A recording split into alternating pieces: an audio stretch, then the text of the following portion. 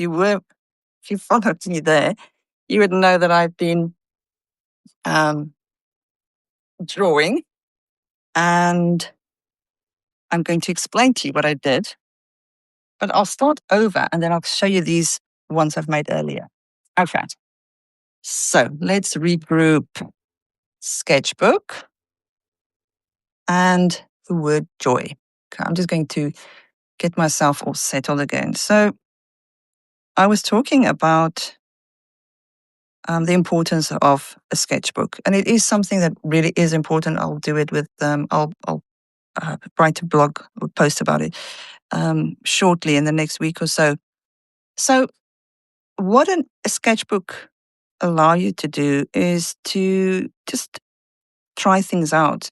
And I'm always surprised how when I work in a sketchbook, that the fact that the pressure is off and you don't have the expectation of something having to look good or very specific, you allow yourself to just play. And I want to do more sessions where the focus is just on playing and seeing what happens.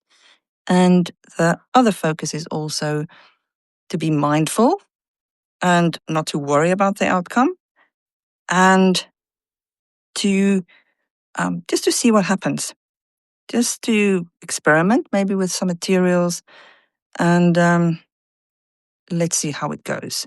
So that's something that I want to do, and I'm using the letters from the word joy and keeping it really simple. Yeah, that's really important, just to not be too concerned about adding too much. And when you start simple, you can go bigger and go more. It can become more complex. But I'm a big advocate for simplicity. So there's a J, there's the O, which is obviously very easy, and then there's a Y. And I'm creating these flowers, and I'm even drawing them bigger here than when I practice this in my sketchbook. I can probably move my book around to make the letter shapes more authentic. You do that. So I'm just continuing with this Y. And what happens is I get this pattern. And there's a lovely momentum in it, as you can see. You can combine it as well. And it's also just a starting point for what else you want to do with it. You can now elaborate. You can give it a mirror shape. So you get these lovely heart shapes, which I didn't know would happen before I started drawing. But this is a kind of structured doodling, or doodling with some kinds of limitations, or just starting points, anchor points to help to get you going. And in doing so and using this, you will loosen up.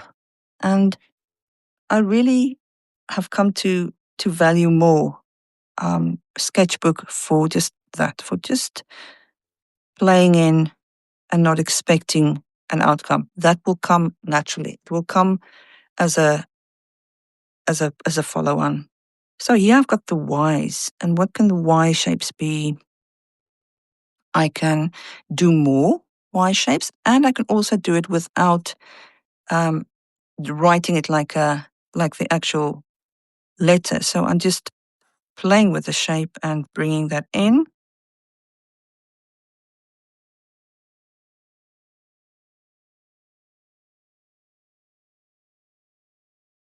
So if you've done my courses, you know I've used letters and numbers quite extensively. It's a concept I developed in 2016 when it was a leap year, and I called it Creative Leap. The course I had, the first Creative Leap course, was in February of 2016, and I've since incorporated that in my courses.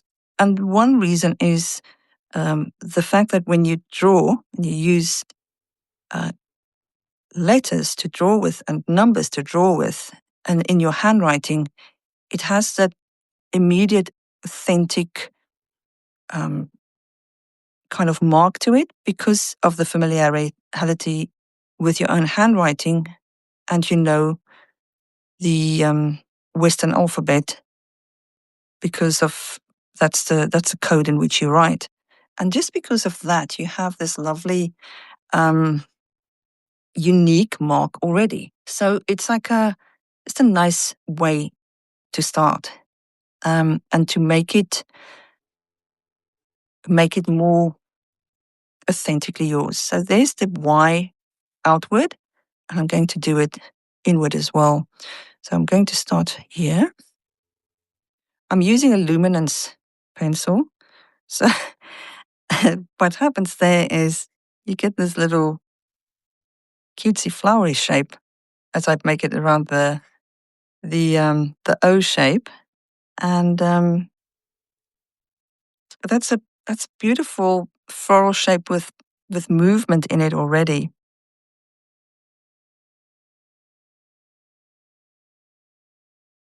And you can, of course, as I say, just play, and you can make it more expressive. It doesn't have to be perfectly controlled. You can do it loose. You can also do it with your eyes closed. Once you've done a few of these and you want to push it a bit further, just do almost like a contour, blind contour drawing. So that's one thing to do with the letters Joy. So since I've done my false start recording earlier on, I'll show you what I've done with them here, just in a regular pencil. So you don't have to use a color pencil at all. And then I'm going to do something else. I'm going to create a pattern. Also using the word joy. And let me see what I'm going to do to draw with. In this instance, I will do it in a blue, and I'm linking it to the colors of the Coloricombo prompt from last week. So, or this week actually, these Indian colors, very easy colors. They're basically a kind of a blue, a yellow, and a bright orange red. So let's start again. And I'm going J, J, J. I like to work using 9 shapes. It's something that I find quite comforting. It's like a box of shapes. You have these lines. So in the first line, I'm going to just turn them into shapes, and you can turn it around. You don't have to use it in the shape that the letters normally sit. So for the purpose of experimenting and playing, that's what I'm doing. And I'm turning this J shape into kind of a leaf. And then I'm working with a Y shape. Because I'm working from and looking at it from an angle and working with it in a different way, the shape dictate, and it develops as I draw. It becomes something different, and it's no longer it's no longer important what the letter looks like. In other words, it has no meaning anymore. The actual letter just becomes a shape. So it's not like it has to, the function is not to read as a letter. It's just a shape, and the shape can be in any direction. Hope that makes sense. So there I've got 3 leaves, and in the middle, I've got an O, which can become anything, which is just really easy. And I might just turn this into a floral structure altogether. So what happens if I do that? And I link that up, and I create that there, and I make it into a round flower, something that starts off as a round flower. Don't need to finish it yet. Because of the shape of the Y, it looks like something that's overhanging, and I can play with that. And that's the beauty of just allowing yourself to play with a shape and to doodle. You don't need to know the outcome. You don't need to overplan. If you're curious about the process and where you're going, you will discover it will just happen. Um, so it's not forcing the process. You're just playing. And this is a really good way for personal development, finding your style, developing your own, just making it um, more visual. The way you like to work, your creative style. It's more evidence of of your style, your unique way of creating. So as you see, they're all a little bit different, but they're all a little bit the same because they've got the same beginnings. So that's another way of using the letters. I'm not going to draw too much on it because I want to do something else. I want to show you something else as well. So there are the letters J or Y, and it's just become this like a pattern, floral pattern. And this is the one that I did earlier, my false start, where I created just round flowers like that. So it can go in any direction. It does not have to be, there's no right or wrong. It doesn't have to be worked out.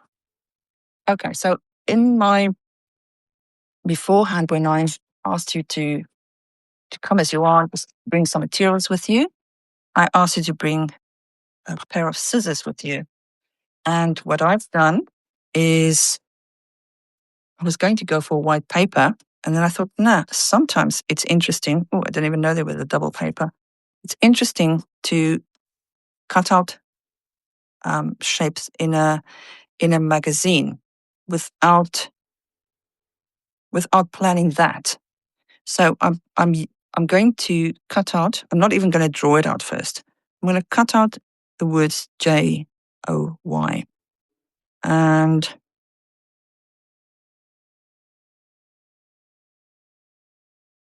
so I'm now drawing with scissors. I'm not planning it, and I am just letting it be. So just let it go in the direction. So in order to cut in the direction I would normally write it, I'm doing the top of the Y, and then it goes into the curve bit.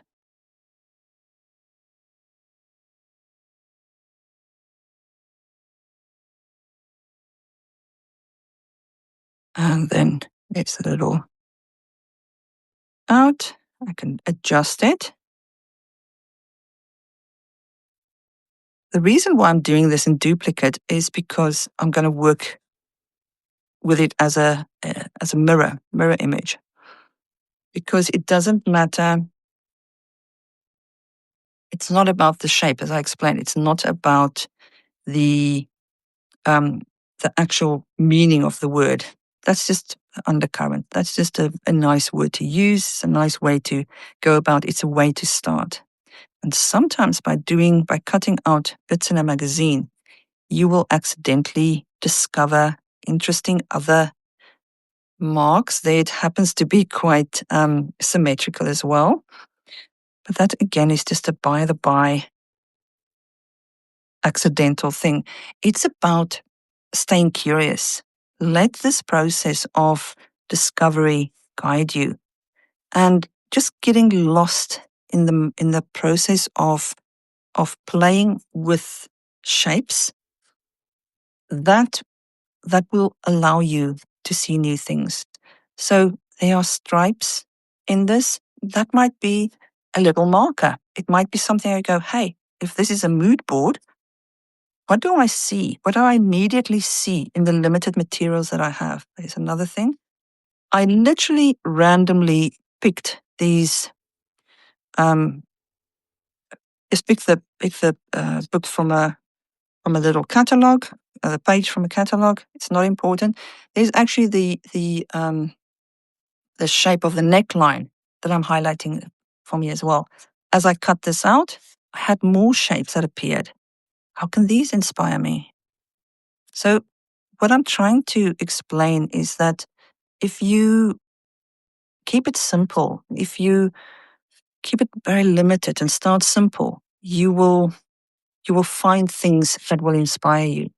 Don't overthink it. Okay, so yeah, it's a little bit similar to the drawing I've made earlier, but not quite the same. What I'm going to do is I'm going to work with this negative shape. We'll just play around with it. So I've got this the wrong way around, and I have it as a mirror image. I don't want to do it too big yet. I put that there. I put that there. It creates a different idea as well. I quite like the idea of having this at the base and then this growing from it. I don't have to use both of them, or I can overlap it so it becomes one stem. So as I'm explaining to you, this is like a kind of problem solving. At first, I'm just going to draw it, make the outlines with a pencil, with a black pencil, graphite pencil, not color. Doing it roughly. And I'm giving myself permission to just play with that. Again, it's just a starting point. It's not a hard and fast rule of this is what you have to work with and you can't work with anything else. If you feel compelled to bring in other shapes, do so. But give this time and work just with the limitation of shapes that you have yet at this point. So it starts off like this. I'm turning this into a plant shape. It's very structured, so I would like to loosen it up slightly. I normally do not use as an eraser, but there, because I've got open on that side, I'm going to do the same on this side. And now, maybe I can get inspiration from the same shapes and just use them there. So I am actually tracing the shape.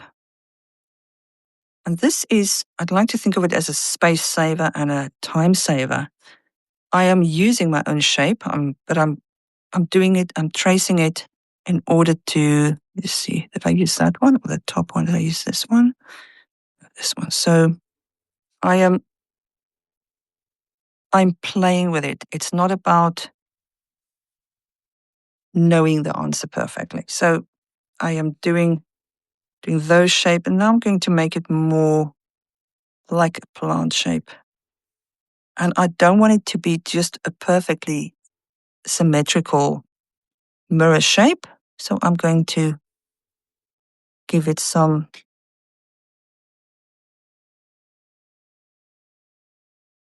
more variety there.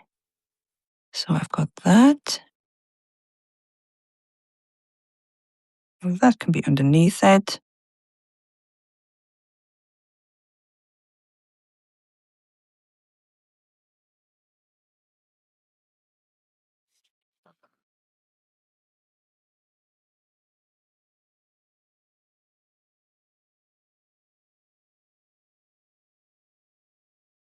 So I still have my round shapes to work with, and I can bring them in like here. They don't have to be perfect round. I just have those markers.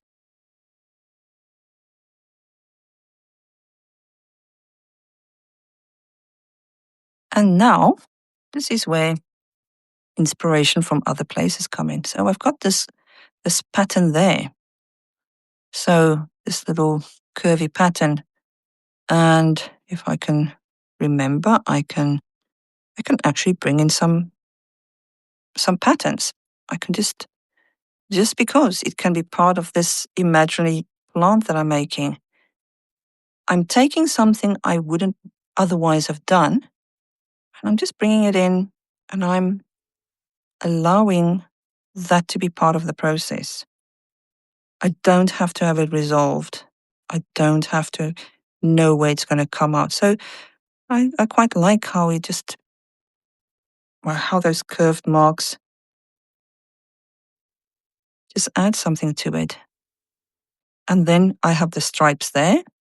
So you can just turn your imaginary floral into something with stripes.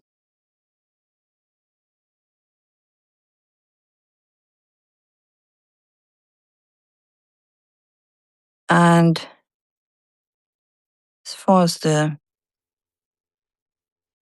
flower goes, you can now bring in things like the joy letters again. So there you have it there.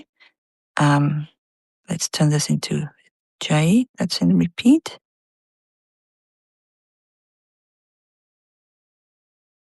So you see what I mean with it doesn't have to have a perfect recipe. It just starts simply. So do something like that. Have the Y.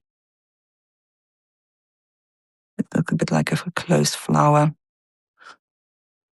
And then you can obviously just elaborate and make more of it. You can pick a favorite flower and do more of it. It's just a sketch. Which one do you like more? Which one would you like to make more of? It looks quite figurative. It looks a bit like a human form as well. So I'd like it to go back to more plant-like. But I like the fact that there is the energy and the movement that's almost like a figure. That works as well, like a little dancing flower. And then, of course, you can add color to it. You can do more. You can play with it further. You can also do this as a pen drawing, and you can also do it much smaller. So these are some of my number drawings and letter drawings that I turn into these small, almost medallions, little miniature. God, what is the word? I can't remember now. Then mandala. And these are sort of B shapes, and I'll do more of this in the year. But I hope that you find some inspiration just with the idea of using letters and shapes. I'm going to finish off shortly, but I want to also show you at the start or in the little video that you've seen, I did stamping with cardboard tubes, and I have this year discovered how much fun it is to use stamp pads.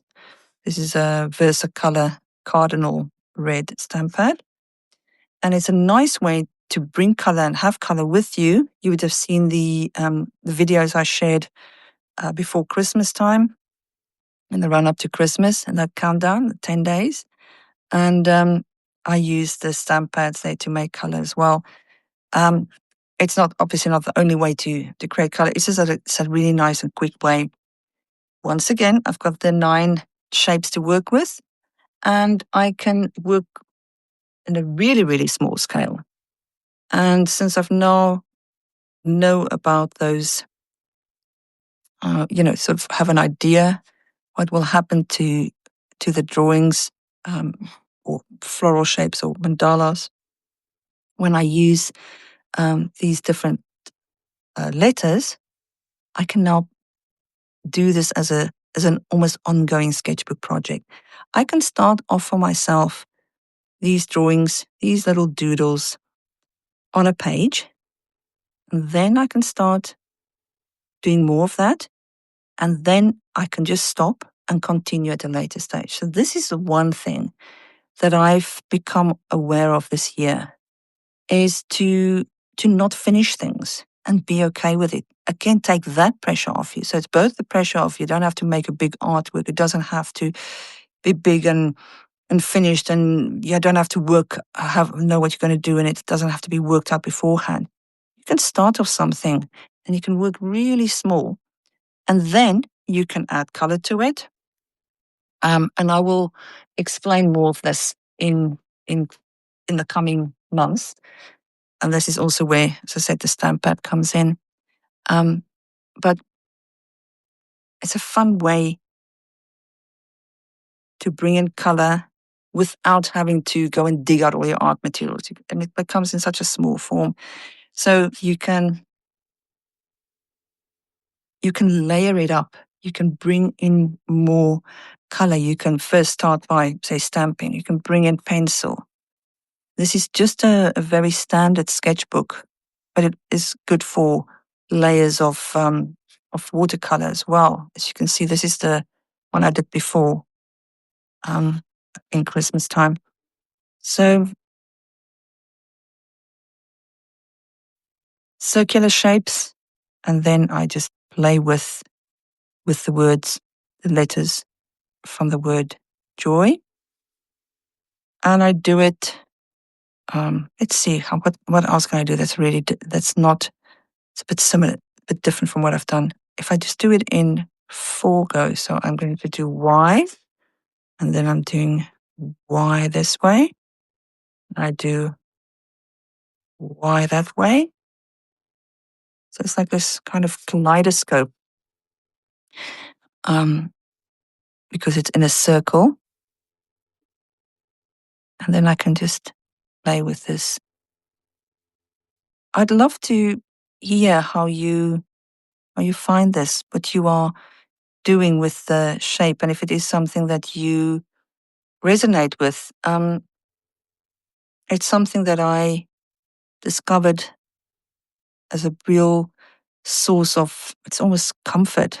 It's like when you feel a bit worn out, but you want to do something by just playing with simple forms, turning letters into shapes. It will start off new ideas. It will give you evidence of making, and that's good enough. You don't have to resolve everything and make it into something big. So I'm going to do one quick one there, and then I'm going to sign off. I'm going to do a J, the small scale.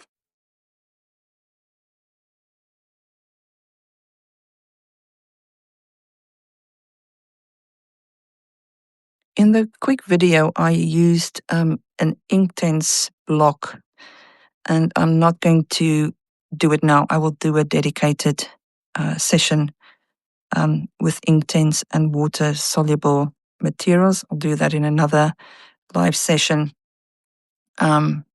because I think this is enough. I don't want to overwhelm you with too many possibilities or too many ideas. So thank you so much for watching. I apologize profusely about my about the start in the wrong account. I don't really post at all as Esté MacLeod in my own capacity. I just do it as Esté MacLeod's Coloricombo. And get yourself a sketchbook if you don't have one. Start small. I love working in a really small scale because it allows you to deliberately work small. You don't feel guilty. You don't have to work big. And I'll talk to you a bit more about these little blocks of color and using the Inktense pencils as well, and using ink pads. This is from a lesson from before. I've shared that a while back. There's some drawings I made when we were in France. That sort of just fits in there. Simple marks, blocking it off. You can go set a bit more off piece. Everything doesn't have to be controlled and perfect. But it is a nice way to give yourself markers, to give yourself these shapes with the intention to add on later, to not feel compelled to finish things. Don't worry about finishing it. And if you don't feel the pressure for that, you're going to want to come back because you're going to be curious about it. Don't use it as a cop out, but as a way to come back and play with shapes, add color. So you can see here a little bit of a insight into the how you can use the ink pad to create color, as I've done here. But I'll talk to you a bit about that in another class. Okay, I'm going to sign off. Thank you so much. I'd love to see what you do. If you would like to join the Facebook group, I think it is Esté MacLeod's Creative Prompts. It's the Facebook group. If you'd like to do that, if you do social media, otherwise post on Instagram and tag me, or just send me an email if you like. I'm really interested to see what people do. Thank you for watching. I appreciate that. And wishing you a creative and colorful 2026. Bye-bye.